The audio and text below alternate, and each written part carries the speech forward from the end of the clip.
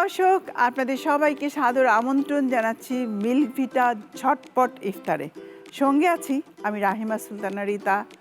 বরাবরের মতো আজও আমি আপনাদের মজার দুটো রেসিপি তৈরি করে দেখাবো। আশা করি আপনাদের ভালো লাগবে। আসলে রোজার সময় যে জিনিসটা আমরা সবচেয়ে বেশি ফেস করি, যে সারা দিন রোজা রাখার পর আমাদের কিন্তু গ্লুকোজ লেভেলটা অনেক বেশি নেমে যায়। তো শুরুটা আমাদের হওয়া উচিত কিছু ফ্রুটস, জুস এগুলো দিয়ে। প্রতিদিন তো একই জিনিস খেতে ভালো লাগে না। আমরা সেই জন্যই আপনাদের এক এক দিন এক এক রকমের জুস, স্মুদি এগুলো তৈরি করে দেখাচ্ছি, যেন আপনাদের ইফতারে বৈচিত্র্য নিয়ে আসে। আজও আমি আপনাদের দুটো রেসিপি তৈরি করে দেখাবো। প্রথমে আমি আপনাদের যেটা দেখাচ্ছি সুইট লাচ্ছি। লাচ্ছি এমন একটা খাবার যেটা আমাদের সবার খুব পছন্দের। সুইট লাচ্ছি বানাতে একদম সিম্পল কিছু উপকরণ লাগবে। মিল্ক ভিটা দই যদি আপনার বাড়িতে থাকে কিচ্ছু লাগবে না, তার সাথে একটু চিনি দিব, সামান্য একটু লবণ দেব, ঠান্ডা পানি এবং বরফ, এই দিয়েই কিন্তু আমাদের সুইট লাচ্ছি হয়ে যাবে। আর সাথে দরকার একটা ব্লেন্ডার। আমি এখন নিয়ে নিচ্ছি। আর স্বাদটা কিন্তু সম্পূর্ণ নিজের কাছে। অনেকেই আছেন সুগারের প্রবলেম, তারা সুগার অ্যাড না করলেও পারেন। মিষ্টি দই দিয়ে দিলাম এখানে আমি 2 টেবিল চামচ। এবারে আমি টক দইটা অ্যাড করে দিচ্ছি।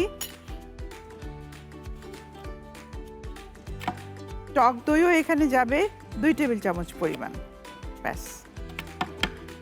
দইতে প্রোবায়োটিক থাকে, যা আমাদের ইমিউন সিস্টেমকে বাড়াতে সাহায্য করে এবং হজমের জন্য খুবই ভালো। সুগার আমি এখানে 1 চা চামচ দিচ্ছি। আপনারা যদি সুগার না দিতে চান না দেবেন, কোনো প্রবলেম নাই। আমি যেহেতু মিষ্টি দই অ্যাড করেছি এই জন্য সুগারটা কমই দিলাম। চিনি, তবে চিনি না খাওয়াটাই ভালো আমি মনে করি, কারণ সুগারকে বলা হয় সাইলেন্ট কিলার। শুধু টক দই এবং মিষ্টি দই দিয়েও আপনারা বানাতে পারেন। আর সামান্য একটু লবণ, জাস্ট পিঞ্চ। হাত ব্যবহার করলে অবশ্যই হাত ধুয়ে নেবেন, মানে ফুড হাইজিন খুব ইম্পর্ট্যান্ট। আমি হাতটা ধুয়ে মুছে নিয়েছি। এবারে আমি এটা ব্লেন্ড করে নেব।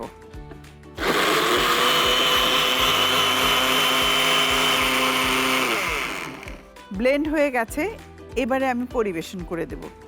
পরিবেশনটা খুব ইম্পর্ট্যান্ট। একটা গ্লাস নিলাম, সাথে স্ট্রবেরি সিরাপ। আপনি জাস্ট গ্লাসটা দেখেন, এটা একটা হোয়াইট গ্লাস ছিল। আমি এখন ঢেলে দেব।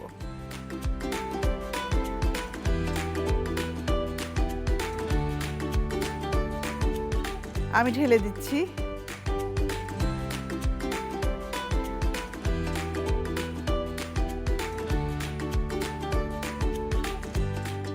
এখন যেটা করব, আমি একটু সাজিয়ে দেব উপরে। একটু স্ট্রবেরি সিরাপ দিয়ে সাজিয়ে দিলাম। আপনার হাতের কাছে যদি কোনো সুইট বলস বা কিছু থাকে সেটাও আপনি একটু উপরে দিয়ে দিতে পারেন, দেখতে অনেক ভালো লাগে। আমি একটা স্ট্র দিয়ে দিলাম। তৈরি হয়ে গেল ইফতারির জন্য ঠান্ডা ঠান্ডা সুইট লাচ্ছি।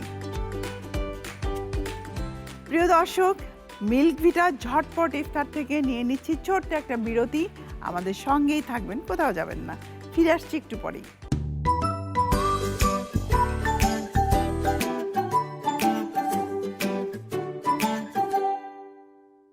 ফিরে এলাম মিল্ক ভিটা ঝটপট ইফতারের বিরতি থেকে।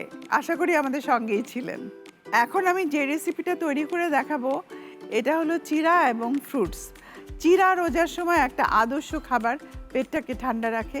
তো দেখুন চিড়ার সাথে আমরা কত উপকরণ মিশিয়ে এটাকে হেলদি ওয়েতে ইফতারের জন্য প্রিপেয়ার করতে পারি।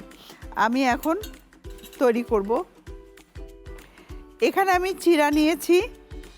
চিড়াটাকে ভিজিয়ে ছেঁকে নিয়ে নিতে হবে, যেন পানি খুব বেশি না থাকে, এটা খেয়াল রাখতে হবে। তার সাথে এখন বেশ কিছু বাদাম, কিশমিশ এগুলো আমি অ্যাড করব। আমি কিশমিশ দিয়ে দিচ্ছি এখানে। কিশমিশ অ্যান্টিঅক্সিডেন্ট, শরীরের জন্য খুব ভালো। এখানে ব্ল্যাক কিশমিশ যেটা সেটা দিচ্ছি। বাদামগুলোকে আমি একটু কেটে দেব, কারণ নাটস প্রচুর পরিমাণে ফলিক অ্যাসিড থাকে। এই বাদাম ইফতারিতে প্রতিদিন থাকা উচিত, তাহলে আমাদের বুদ্ধি বিকাশ থেকে শুরু করে আমাদের যে মেমোরি লস হয়ে যায় একটা এইজের পরে, মেমোরিটাকে ধরে রাখতে হেল্প করে। আমি জাস্ট কেটে নিলাম। এখন এর সাথে খেজুর মিশিয়ে দেব।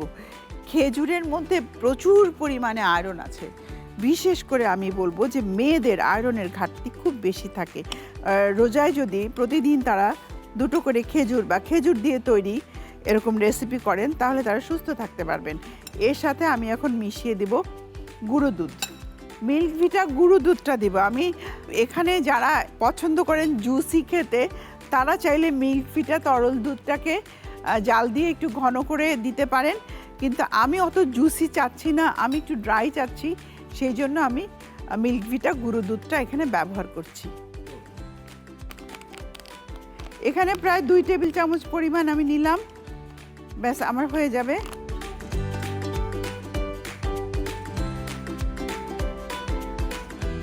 এখন আমি খুব ভালো করে মাখিয়ে নিচ্ছি।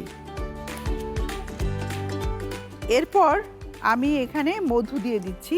চিনিটা ব্যবহার করব না, কারণ মধুতে প্রচুর পরিমাণে অ্যান্টিঅক্সিডেন্ট থাকে, আমাদের শরীরকে অক্সিডাইজড হওয়া থেকে রক্ষা করে। এখন আমি কিছু ফ্রুটস এখানে অ্যাড করব। কলা তো থাকবেই অবশ্য, তার সাথে আমি একটা আপেল অ্যাড করে দিচ্ছি। একটা গ্রিন অ্যাপেল নিলাম। গ্রিন অ্যাপেলটা আমি একটু ছিলে নিচ্ছি।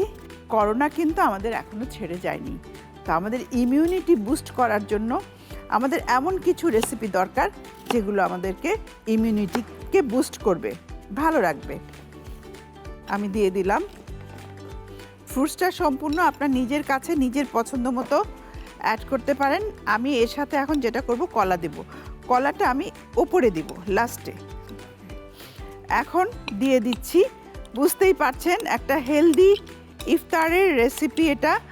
আর লিকুইড দুধ যেহেতু দেইনি, এটা সবারই খেতে ভালো লাগবে। আবার যারা জুসি পছন্দ করেন তারা মিল্ক ভিটা তরল দুধটাকে দিয়ে নেবেন। এবারে আমি এমন একটা ফল ব্যবহার করব যেটা সারা বছর আমরা পেয়ে থাকি, সেটা হলো কলা। আমি কলাটাকে স্লাইস করে নিচ্ছি। ফল পছন্দ মতো করা যায়। আমি এখন সাজিয়ে দেব।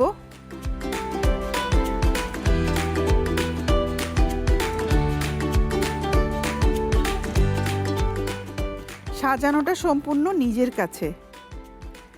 আমি একটা চেরি দিয়ে দিচ্ছি মাঝখানে, একটু লাল, আর আমি একটু স্ট্রবেরি সিরাপ উপরে দিয়ে দিচ্ছি দেখতে ভালো লাগার জন্য। ব্যাস,